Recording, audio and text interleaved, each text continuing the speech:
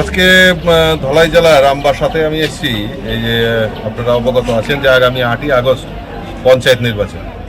এই নির্বাচনে ভারতীয় জনতা পার্টির প্রার্থীরা কিভাবে প্রচার প্রসার করছে, কিভাবে কাজ করছে এবং যারা বিরোধী দল রয়েছে তারা কিভাবে প্রচারে অংশগ্রহণ করছে এবং তাদের কি অভিজ্ঞতা সে সম্পর্কে খোঁজখবর নেওয়ার জন্য আমি এখানে এসেছি।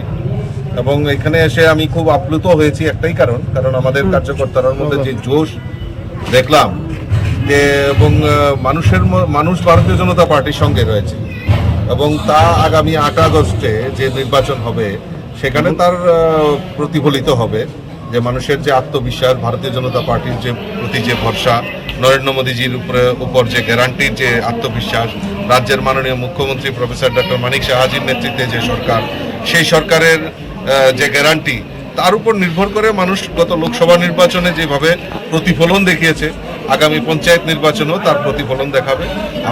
আমাদের প্রার্থীরা বিপুল ভোটে জয়যুক্ত হবেন এবং সেটাই উপলব্ধি করার জন্যই আজকের এই সাংগঠনিক বৈঠক।